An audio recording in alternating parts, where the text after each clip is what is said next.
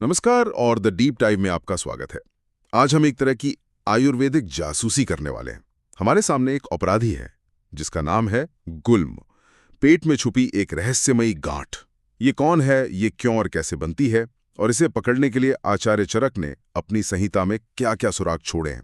हमारे सुराग सीधे चरक संहिता के चिकित्सा स्थान के 5वें अध्याय गुल्म चिकित्सितम से लिए गए हैं, और ये विश्लेषण खास तौर पर आयुर्वेद के छात्रों और चिकित्सकों के लिए है जो इस जटिल विषय की तह तक जाना चाहते हैं। मतलब सिर्फ परीक्षा के लिए नहीं, बल्कि एक गहरी क्लिनिकल समझ के लिए। तो चलिए इस केस को खोलते हैं। हमारा मिशन है इस रहस्यमयी गांठ के पीछे की कहानी को उजागर करना। हम सिर्फ परिभाषाएं नहीं रटेंगे, बल्कि ये समझेंगे कि आयुर्वेद एक बीमारी को कैसे देखता है, उसकी जड़ तक कैसे पहुंचता है और उसका समाधान कैसे करता है। तो सबसे पहले ये अपराधी गुल्म है क्या? सतही तौर पर चरक संहिता कहती है कि ये हृदय और बस्ती यानी छाती के निचले हिस्से और पेडू के बीच में महसूस होने वाली एक गोलाकार गांठ है। लेकिन ये परिभाषा तो सिर्फ शुरुआत है। यहाँ सबसे दिलचस्प बात गुल्म शब्द का मतलब ही है। गुल्म मतलब एक झाड़ी या उलझा हुआ गुच्छा। ये सिर्फ एक लंप या गांठ नहीं है। ये हमें बताता है कि प्राचीन आचार्य इसे एक अकेली चीज नहीं, बल्कि दोषों की एक उलझी हुई जड़ के रूप में देखते थे। अच्छा। और उस जड़ का राजा है वात। जब तक आप इस पूरी झाड़ी को जड़ से नहीं उखाड़ेंगे, सिर्फ ऊपर से काटने से ये बार बार उग आएगी। यही गुल्म चिकित्सा का मूल सिद्धांत है। वाह, ये तो सोचने का पूरा नजरिया ही बदल देता है। बिल्कुल मतलब ये कोई स्थिर चीज नहीं, बल्कि एक उलझावा सिस्टम है। बिल्कुल और संहिता में इसके छिपने के 5 ठिकाने भी बताए गए हैं ना। बिल्कुल। चरक ने इसके 5 संभावित स्थान बताए हैं। बस्ती यानी पेडू का हिस्सा, नाभि मतलब नाभि के आसपास, हृदय और दोनों पार्श्व यानी पेट के दोनों तरफ। यहाँ एक सवाल अक्सर छात्रों को परेशान करता है। जब हम हृदय को गुल्म का स्थान कहते हैं, तो क्या हम मॉडर्न एनाटमी वाले दिल की बात कर रहे हैं, या इसका कोई और मतलब है? ये बहुत अच्छा सवाल है, और ये आयुर्वेद की समग्र दृष्टि को दिखाता है।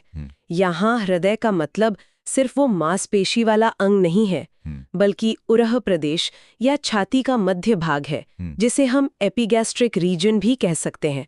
ये दर्शाता है कि गुल्म का प्रभाव पाचन तंत्र से ऊपर तक महसूस हो सकता है। बिल्कुल। ये सिर्फ पेट की गांठ नहीं, पूरे कोष्ठ को प्रभावित करने वाली विकृति है। तो ये तो साफ है कि ये गुल्म नाम का अपराधी बड़ा शातिर है। अब सवाल ये है कि ये पैदा क्यों होता है, इसके पीछे के कारण क्या हैं? चरक इसके लिए कई कारण गिनाते हैं, जैसे मलमूत्र जैसे नीचे जाने वाले वेगों को रोकना, बहुत ज्यादा रूखा सूखा भोजन करना, शारीरिक चोट लगना या बहुत ज्यादा शोक करना। इन सभी कारणों में एक बात कॉमन है। क्या? ये सभी शरीर में वात दोष को भड़काते हैं। तो इन सभी कारणों से कोष्ठ में वात का प्रकोप हो जाता है।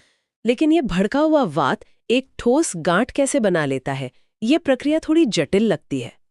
इसे समझने के लिए एक सरल सा उदाहरण लेते हैं। मान लीजिए कि शरीर के अंदर वात एक ट्रैफिक पुलिस की तरह है जो सब कुछ सही दिशा में और सही गति से चलाता है। जब हम वेग रोकते हैं या गलत खानपान करते हैं, तो ये ट्रैफिक पुलिस खुद ही गुस्से में आकर रास्ता जाम कर देती है। अच्छा। आयुर्वेद की भाषा में इसे बद्ध मार्गः कहते हैं, यानी जिसका मार्ग रुक गया हो। और जब रास्ता जाम हो जाता है, तो वो कफ और पित्त रूपी गाड़ियों को एक जगह इकट्ठा करके एक ढेर लगा देता है। वही ढेर या जाम जब एक गोलाकार रूप ले लेता है और दर्द पैदा करने लगता है, तो उसे गुल्म कहते हैं। कमाल है। इसलिए गुल्म की जड़ में हमेशा मार्ग का अवरोध और वात का प्रकोप होता है। ये ट्रैफिक पुलिस वाला उदाहरण तो कमाल का है। इससे पूरी संप्राप्ति एक बार में समझ आ गई। तो ये तो साफ है कि मुख्य अपराधी वात है। लेकिन क्या ये हमेशा एक ही तरह से व्यवहार करता है, या जब ये पित्त या कफ जैसे साथियों के साथ मिलता है तो इसकी शक्ल बदल जाती है? बिल्कुल सही पकड़ा आपने। यहीं से गुल्म के 5 प्रकारों की कहानी शुरू होती है। जब वात अकेला होता है तो वो वातज गुल्म बनाता है, जब वो पित्त के साथ मिलता है तो पित्तज गुल्म, और कफ के साथ मिलकर कफज गुल्म। इसके अलावा त्रिदोषज और एक विशेष प्रकार रक्तज गुल्म भी है। चलिए वातज गुल्म से शुरू करते हैं। जब वात अकेला ही अपराध कर रहा हो तो उसके लक्षण क्या होते हैं? चरक कहते हैं स्थान संस्थानो रुजान विकल्पम, यानी एक ऐसी गांठ जो अपनी जगह, आकार और दर्द बदलती रहती है। ये तो एक शिफ्टिंग ट्यूमर जैसा है। ये सुनने में ही कितना अनोखा लगता है। ये वात के अपने स्वभाव को दिखाता है, चंचलता और अस्थिरता। रोगी बताएगा कि दर्द कभी यहाँ होता है, कभी वहाँ। गांठ कभी छोटी महसूस होती है, कभी बड़ी। इसके साथ साथ पेट में गैस, कब्ज और मुंह का सूखना जैसे लक्षण भी मिलते हैं। अब सोचिए, इसकी चिकित्सा कैसे करेंगे? अगर वात का स्वभाव रूखा, ठंडा और गतिशील है, तो हमें ठीक उसका उल्टा करना होगा। उसे स्निग्धता, उष्णता और स्थिरता देनी होगी। एकदम सही। इसीलिए वातज गुल्म का चिकित्सा सूत्र है स्नेहन, स्वेदन और ब्रहण। सबसे पहले स्नेहन से यानी औषधीय घी या तेल से उसकी रूक्षता मिटाएंगे। फिर स्वेदन यानी सेंक देकर उसकी शीतलता और जकड़न को दूर करेंगे। और जब वात शांत हो जाए तो ब्रहण चिकित्सा यानी पौष्टिक आहार से शरीर को ताकत देंगे ताकि वात फिर से न भड़के। ये एक सीधा और तार्किक उपाय है। अब बात करते हैं पित्तज गुल्म की। जब वात का साथ पित्त जैसा गर्म और तीखा अपराधी दे रहा हो, तब क्या होता है? तब अपराध स्थल पर जलन, गर्मी और सूजन के निशान मिलते हैं। मतलब रोगी को बुखार, बहुत ज्यादा प्यास, पेट में जलन और पसीना आने जैसे लक्षण होंगे। और वो गांठ छूने पर ऐसे दुखेगी जैसे कोई फोड़ा हो। चरक इसके लिए व्रणावत शब्द का प्रयोग करते हैं। अच्छा, इसकी चिकित्सा वातज से बिल्कुल अलग होगी। यहाँ स्नेह या तेल से ज्यादा ठंडी तासीर वाली चीजों की जरूरत होगी। तो यहाँ पर हम घी का प्रयोग करेंगे, लेकिन तिक्त यानी कड़वी औषधियों से बना हुआ घी जो पित्त को शांत करे। और अगर जलन और बुखार ज्यादा हो तो रक्त मोक्षण यानी अशुद्ध रक्त को निकालना एक बहुत प्रभावी चिकित्सा बताई गई है। और स्नेहन की जगह मृदु विरेचन यानी दस्त लगाने वाली सौम्य औषधियां दी जाती हैं ताकि बढ़ा हुआ पित्त शरीर से बाहर निकल जाए। और तीसरा प्रकार कफज गुल्म, जब वात के साथ कफ जैसा भारी, ठंडा और स्थिर साथी हो। तब गांठ भी अपने स्वभाव से भारी, कठोर और स्थिर हो जाती है। कठिनोन्न तत्वम, वो अपनी जगह से ज्यादा हिलती नहीं। रोगी को शरीर में भारीपन, ठंड लगकर बुखार आना और भूख न लगने जैसे लक्षण मिलते हैं। इसमें दर्द पित्तज गुल्म की तुलना में बहुत कम होता है। इसकी चिकित्सा तो एकदम विपरीत होनी चाहिए। यहाँ तो भारीपन को कम करना होगा। बिल्कुल। इसकी चिकित्सा की शुरुआत ही लंघन यानी उपवास से होती है। अगर रोगी मजबूत है तो तीक्ष्ण वमन और विरेचन कराया जाता है ताकि जमे हुए कफ को बाहर निकाला जा सके। अगर गुल्म बहुत पुराना और पत्थर जैसा कठोर हो गया हो तो क्षार कर्म और अग्नि कर्म जैसे तीक्ष्ण उपायों का भी विधान है। और बाकी दो प्रकार त्रिदोषज और रक्तज गुल्म। रक्तज गुल्म तो सिर्फ स्त्रियों में होता है ना? जी, त्रिदोषज में तीनों दोषों के मिले जुले लक्षण होते हैं और उसकी चिकित्सा सबसे प्रबल दोष को पहचान कर की जाती है। लेकिन रक्तज गुल्म बहुत विशेष है। यह केवल स्त्रियों में होता है और चरक एक बहुत महत्वपूर्ण चेतावनी देते हैं, इसकी चिकित्सा 10 महीने के बाद ही शुरू करें। 1 मिनट, 10 महीने का इंतजार क्यों? ताकि ये सुनिश्चित हो सके कि यह गर्भ नहीं है। लेकिन आज के ज़माने में हमारे पास अल्ट्रासाउंड जैसी तकनीकें हैं जिससे हम कुछ ही हफ्तों में पता लगा सकते हैं। तो क्या चरक का ये निर्देश आज भी उतना ही प्रासंगिक है या हम इसे आधुनिक उपकरणों के साथ बदल सकते हैं? ये एक शानदार सवाल है और ये दिखाता है कि शास्त्र को आंख बंद करके नहीं बल्कि बुद्धि से अपनाना चाहिए। चरक का सिद्धांत आज भी प्रासंगिक है। गर्भ और गुल्म में भ्रम न हो। उस जमाने में 10 महीने इंतजार करना सबसे सुरक्षित तरीका था। आज हमारे पास बेहतर उपकरण है तो हम उस सिद्धांत का पालन करते हुए जल्दी निदान करके चिकित्सा शुरू कर सकते हैं। सही बात है। मूल भावना का सम्मान करना जरूरी है, ना कि सिर्फ शब्दों का। ये बहुत महत्वपूर्ण बात है। अब आते हैं उस हिस्से पर जो क्लिनिकल प्रैक्टिस के लिए सबसे जरूरी है, औषधियां या योग।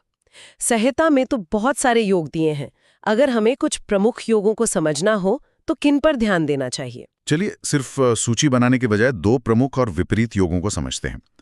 पहला है वातज गुल्म के लिए तृष्णादि घृत। इसके नाम में ही है त्रिशूण, यानी सूंठ, मिर्च और पिपली। ये तीनों अपनी दीपन, पाचन शक्ति यानी अग्नि को बढ़ाने की क्षमता के लिए प्रसिद्ध हैं।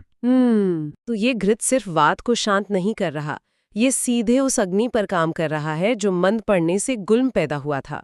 ये जड़ पर प्रहार है। और इसकी तुलना में कफज गुल्म का कोई योग?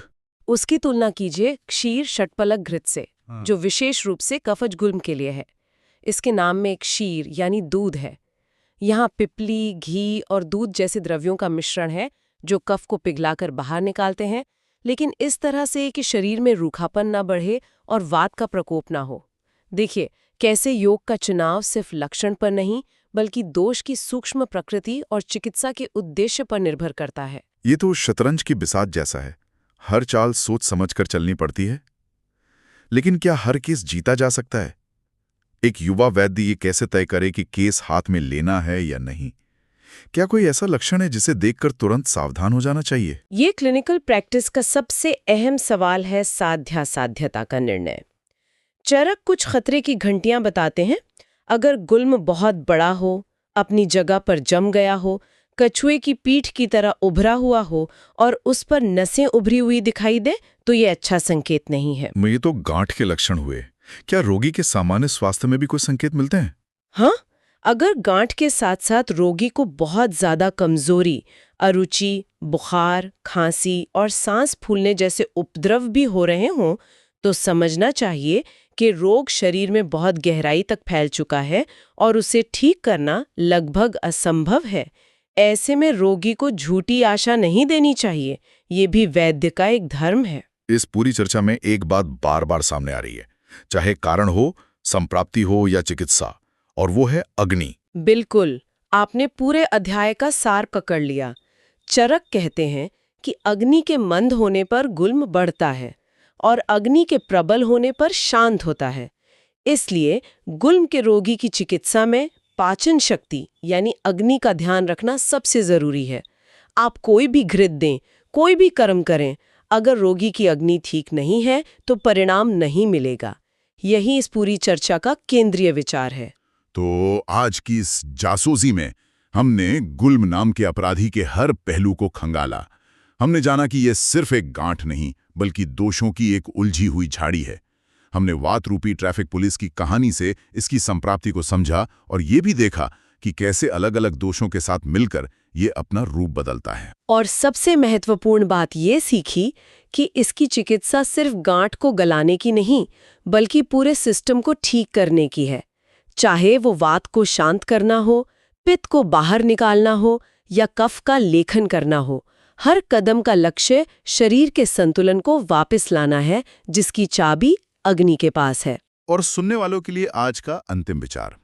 आयुर्वेद जिस तरह से गुल्म को एक गतिशील इकाई के रूप में दिखता है जो स्थान और आकार बदल सकती है, यह आधुनिक चिकित्सा में फैंटम ट्यूमर या इरिटेबल बाउल सिंड्रोम मतलब IBS जैसी अस्पष्ट पेट की समस्याओं की समझ को कैसे प्रभावित कर सकता है, जहां अक्सर कोई संरचनात्मक दोष नहीं मिलता। इस पर सोचिएगा। अगली बार तक स्वस्थ रहें, केंद्रित रहें